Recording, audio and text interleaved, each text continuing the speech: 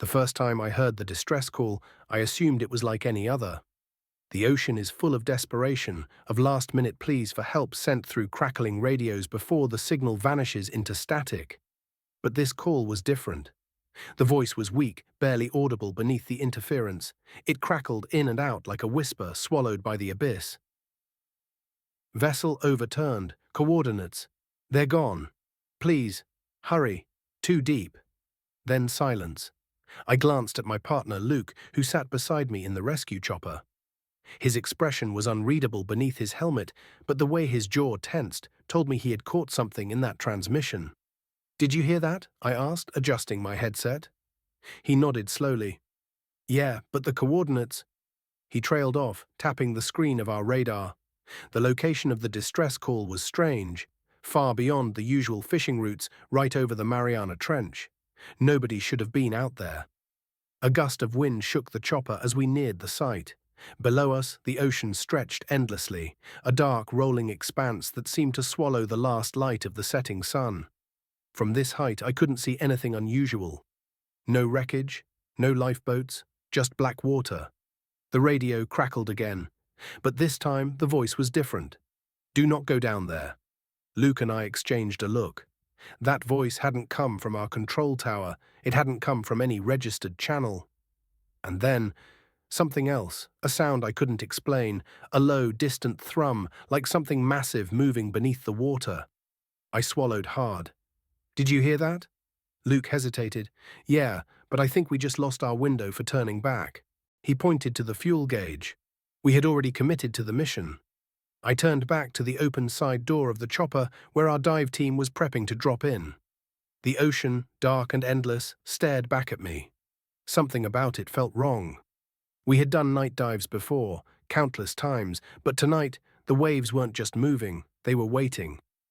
I took a slow breath, adjusting the mask over my face. Then I stepped off the edge and into the unknown. The water was cold. Not just normal ocean cold, but a biting, unnatural chill that sank straight to my bones. My dive light flickered slightly, and for a second I thought I saw movement below me. I told myself it was just my imagination. The wreckage had to be down there somewhere. Our team spread out, scanning the depths with our lights. Still, no sign of the boat. Just an empty, endless dark. The silence pressed in from all sides, thicker than it should have been, the kind of silence that wasn't just absence of sound, but a deliberate hiding of something. Then a hand brushed my ankle. I spun, heart hammering, my flashlight cutting through the blackness. Nothing, just open water. I exhaled sharply, shaking it off. The cold was playing tricks on me. The mind does that underwater. But then I heard it. Not through the radio, not through the water. Inside my own head, a whisper. "Don't bring them up. Don't wake them." My blood ran cold, and then finally we saw it. The wreck, a fishing vessel, half crushed, resting on the ocean floor, too deep. Deeper than it should have been for a boat this size. It hadn't just sunk, it had been pulled down. And inside, there were people. But they weren't moving. They weren't trying to escape. They were just floating, eyes open, staring, waiting. And then, one of them turned its head toward me. The human body isn't supposed to float like that. Not with the eyes open, not with the limbs hanging so still. I gritted my teeth, adjusting my buoyancy as I drifted closer to the wreck. Luke swam ahead, signaling for us to fan out. The rest of the team responded, spreading their beams of light across the wreckage. It didn't make sense. The boat should have been torn apart by the currents, but it was intact. The mast bent at an unnatural angle, but the hull was unbroken.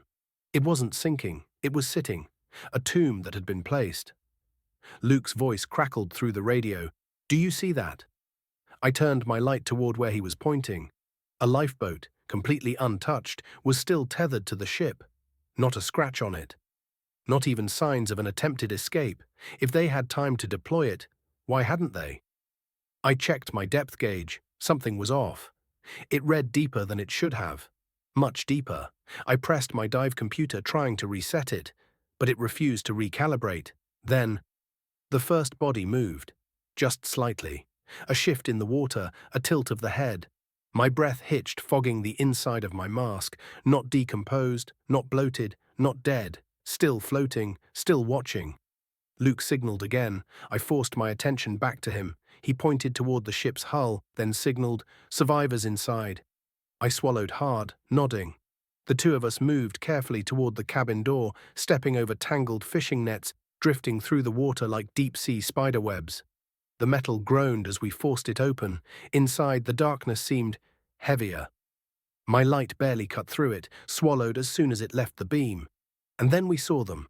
3 survivors, a man, a woman, and a young deckhand, all pressed into the corner of an air pocket, their bodies half submerged. They weren't moving. Their eyes were wide, unblinking, pupils blown, faces pale and slack, but they were breathing. Luke lifted his hand to the radio. "We found survivors. Bringing them up now."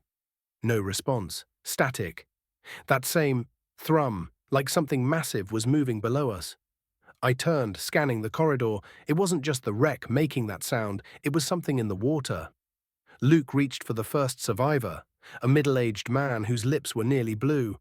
As soon as Luke touched him, his head jerked, his mouth opened wide, too wide. And then he screamed. No bubbles, no sound through the water, but I heard it. Inside my own head, a ripping, shrieking noise that clawed into my skull. I staggered back, gripping my helmet, the pain reverberating through every nerve. Luke was shaking him now, shouting something I couldn't hear. The man went still. Then, in the same blank, empty voice, he spoke. "You shouldn't have come." A shadow moved outside the wreck, something big. I turned just in time to see it slip past the doorway. Not swimming. Gliding. Too fast for something that size. The water shifted. The ship groaned. I grabbed Luke's arm, gripping hard. We needed to leave. He nodded. We turned for the exit. And the survivors reached for us. Their fingers latched onto our arms, our legs gripping tight. Their eyes rolled back, lips moving soundlessly, mouths still open too wide. They weren't trying to escape. They were trying to keep us here. The low thrum in the water vibrated through my chest, rattling my ribs like the echo of something ancient waking up. Luke wrestled free first, kicking back toward the entrance. I twisted, pulling at the deckhand's grip, but he held on, his strength unnatural, inhuman. His mouth moved again, the whisper crawling through my skull. "Don't wake them." The ship suddenly lurched, not from a current, from something moving beneath it. I kicked hard, breaking free, my pulse hammering as I bolted for the exit. Luke was already through the door. I was 2 feet from it when I saw it. A pale hand reaching from the dark, fingers long and wrong, stretching toward my leg. I barely had time to move. It missed.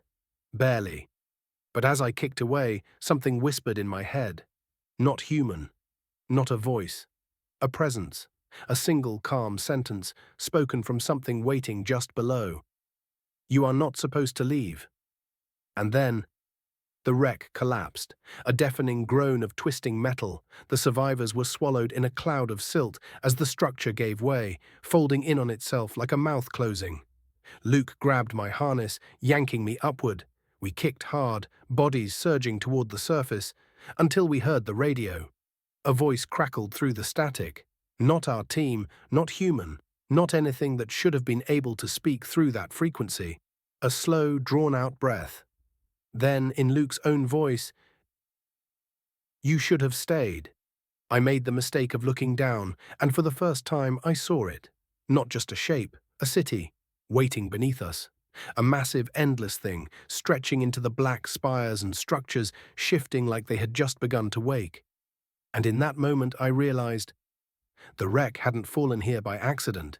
It had been placed here, a lure, a trap. And we had almost stayed, almost joined them. But we weren't out yet. Because something had followed us. And it wasn't letting go. We were not alone. I felt it before I saw it. That low thrum in the water. The deep pressure squeezing against my suit, my lungs tightening like the sea itself was trying to keep me here. Luke was still ahead of me, kicking fast, too fast. He knew something was following us. I turned my head just slightly, and I saw it. A shape in the darkness, not a shark, not a whale. Something worse, something that had been waiting. It moved like it had been underwater for too long. Long arms, pale and boneless, stretching out in the current. A face that wasn't a face at all, just a smooth, empty expanse, with a mouth too wide and too wrong. The whispers started again. Not through the radio, through the water, inside my head. Luke's voice, but not Luke. You see it now, don't you? I kicked harder. Luke reached the surface first. I was almost there. Almost safe. And then, the hand grabbed my ankle. I barely had time to register it before I was yanked back down. A shock of cold water rushed into my suit, my lungs burning as I thrashed, my flashlight spinning in the void. Luke turned, his eyes widening behind his mask. I screamed. No sound, no bubbles, just a crushing nothingness. The thing pulled me deeper. I twisted, trying to see it, trying to understand, and that's when I realized it didn't have a body. It was just a shadow, a shape that existed only when you weren't looking. The kind of thing that had been watching humans since the first shipwreck. And now it had me. I kicked hard, my flippers scraping against its arm, if it even had an arm. Luke reached down, grabbing my wrist. A tug of war. Me caught between the surface and something much older, much hungrier. The whispering grew louder. It sounded like me, like my own voice. Stop fighting. My own voice. You belong here. I felt my grip on Luke slipping. Something moved below us. Not just one shape, many, so many. A city waking up, a mass grave that had never stopped growing. Luke screamed something, his fingers tightened around my wrist. One last pull. We broke the surface. I gasped, lungs burning, my mask fogging. The dive boat loomed ahead. Luke shoved me forward, both of us scrambling toward the ladder. Behind us. The thing didn't follow, but I swear, I saw it. Just below the surface, not retreating, just watching, like it knew something I didn't, like it had already won. We collapsed onto the deck, my limbs shaking, my heart still pounding in my throat. Luke tore off his mask, eyes wild. He choked out, we have to. And then the radio crackled. That same voice, the thing's voice. You weren't supposed to leave. And then, the dive computer on my wrist updated, the depth reading reset. My oxygen tank, which should have been half empty, read full. As if the dive had never happened. As if the ocean had just erased us. Luke's face went pale. His dive computer had done the same thing. We should have been dead. Or worse, we should have been part of it. But someone had let us go. For now. The whispers didn't stop that night, and when I closed my eyes, I still saw the city, waiting for me, because it knew something I didn't, something I was too afraid to ask, because whatever had let me go, it wasn't done with me yet. We never spoke about it. Not in words, not directly. Luke and I sat there, dripping, shivering, staring at the dive computers on our wrists. They both read the same thing. Depth, 0 meters, oxygen, 100%. Like we had never gone into the water at all. But we had.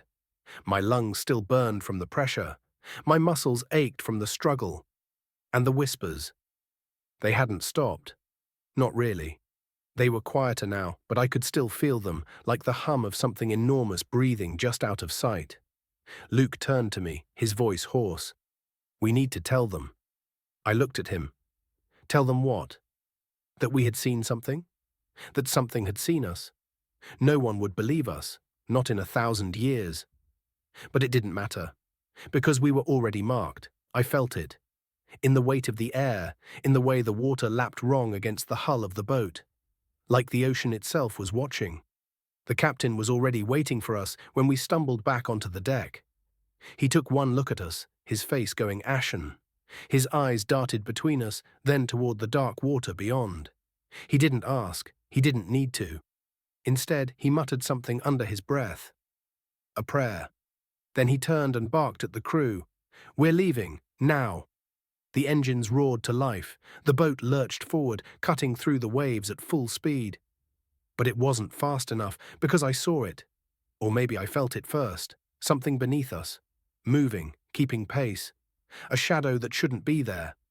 Luke grabbed my arm, his fingers dug into my suit. Don't look, he said. His voice was shaking, and that terrified me more than anything else, because Luke never shook. He was the best diver I knew. A rock. unbreakable. But something down there had cracked him wide open. I clenched my jaw and forced my eyes forward. But I felt it, even without looking. Something was rising, something had been waiting. The crew had no idea.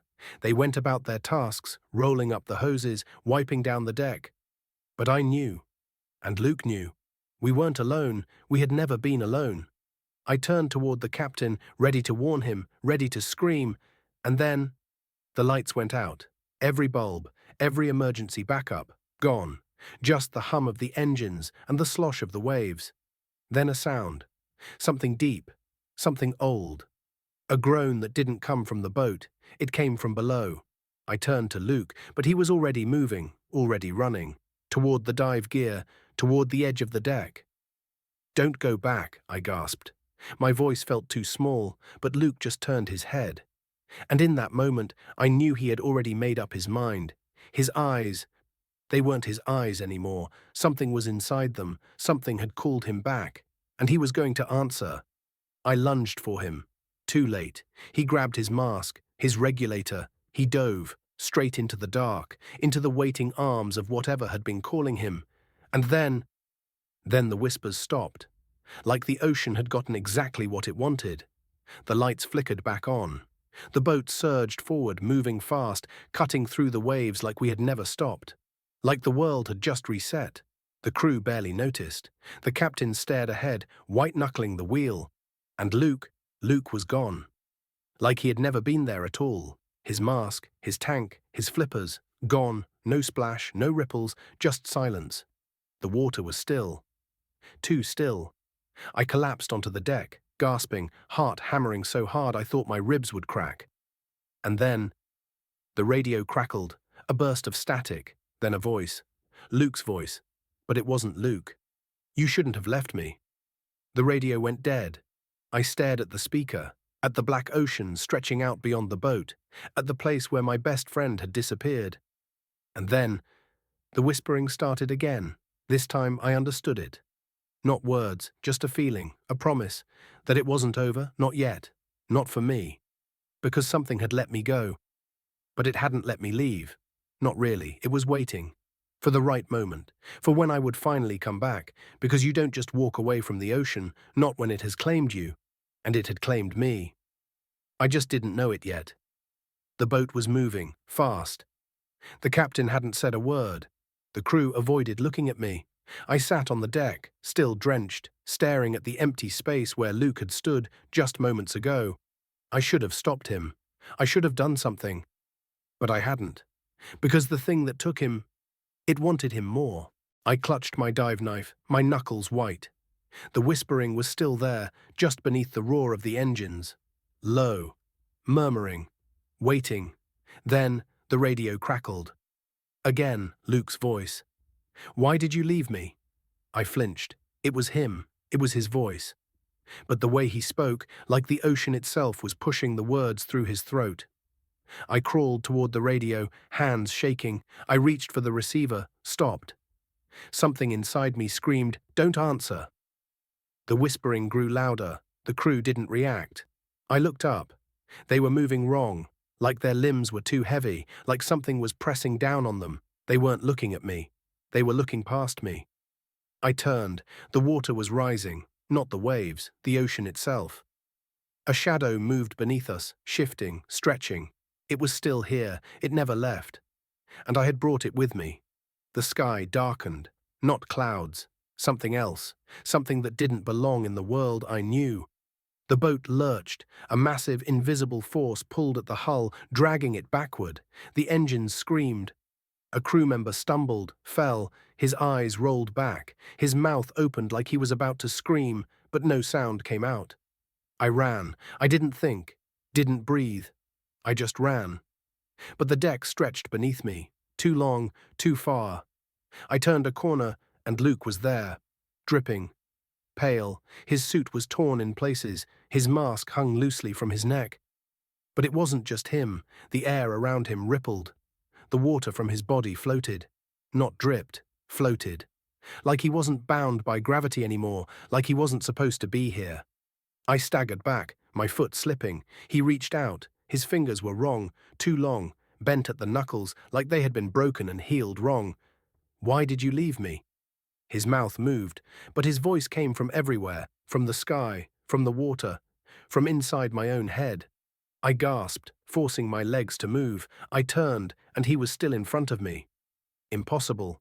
I could still see his shape behind me. 2. Number more. More than 2.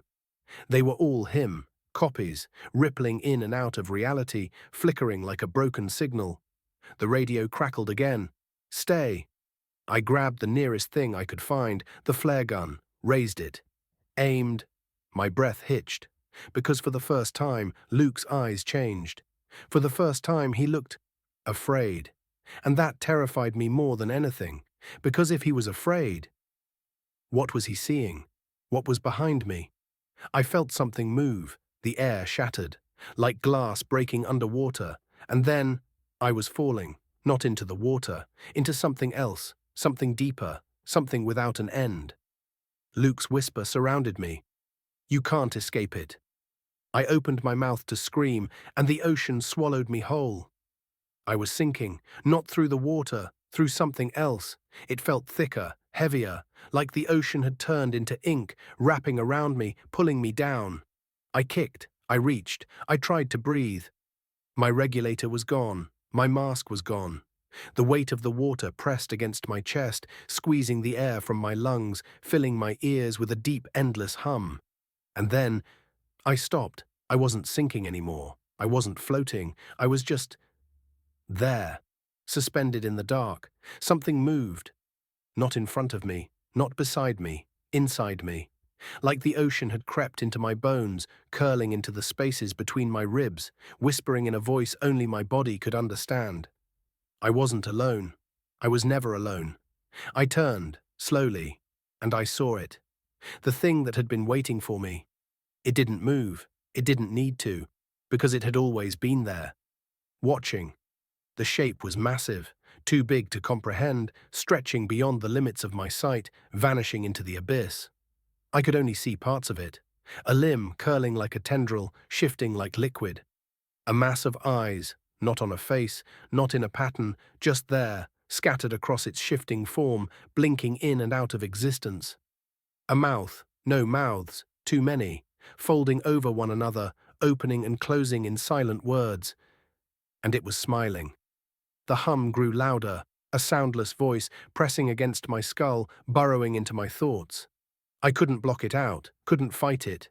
It wasn't speaking with words, it was speaking with knowing, with understanding, and it was telling me the truth. I had never left.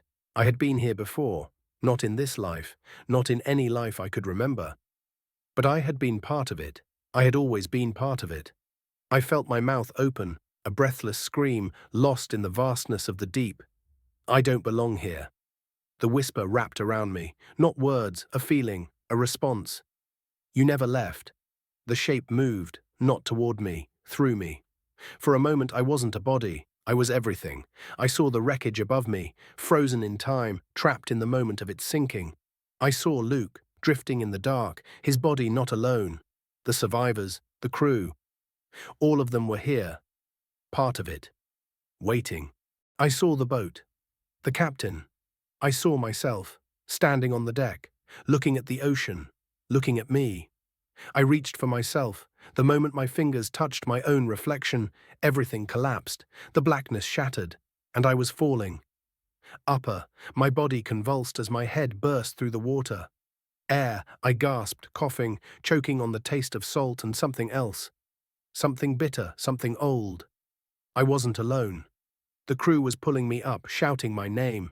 Paul was gripping my arm, his eyes wide with something between relief and fear. I collapsed onto the deck, my lungs burning. The radio crackled. Luke's voice. "We're still down here." The whisper followed. Even as I lay there, feeling the solid weight of the boat beneath me, I knew. I had made it back. But I wasn't alone. The ocean had marked me. And it was only a matter of time before it came to take me back. I was alive. At least I thought I was. The deck of the rescue boat was solid beneath me. The cold air bit at my wet skin. My lungs burned with each breath, every inhale feeling too heavy. like the ocean was still inside me, pressing against my ribs, reminding me that I had been somewhere else, somewhere I wasn't meant to leave. Paul was kneeling beside me, his hands gripping my shoulders too tightly. His face was pale, his eyes darting between me and the water, as if he wasn't sure whether I was real. "You were gone," he whispered. "Too long."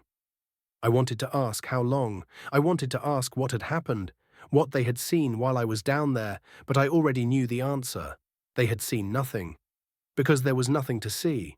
Not in this world, not in a world that made sense. The radio crackled, a single burst of static. Then, Luke's voice. "We're still down here." I went rigid. Paul's grip on my arms tightened, because he had heard it too. Luke had been gone for hours. The other divers had searched. The wreck had been checked, cleared. There was no one left. But the voice on the radio was his, and he was still calling for help. The static grew louder, buzzing like a living thing. The air around me felt wrong, thicker, heavier, like the ocean itself was creeping onto the deck, wrapping around my body, pulling me back in. Paul grabbed the radio and shut it off. The static didn't stop.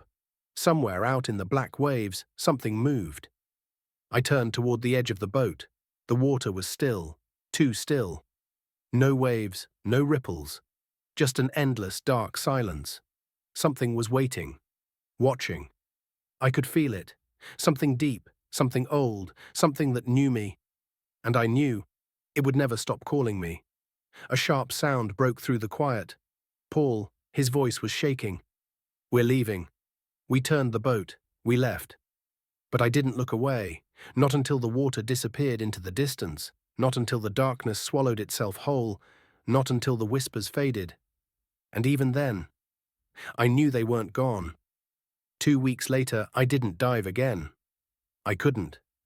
I told myself it was trauma, that I had barely survived, that no sane person would return after what I had been through. But deep down, I knew the truth. It wasn't fear that kept me out of the water, it was knowledge.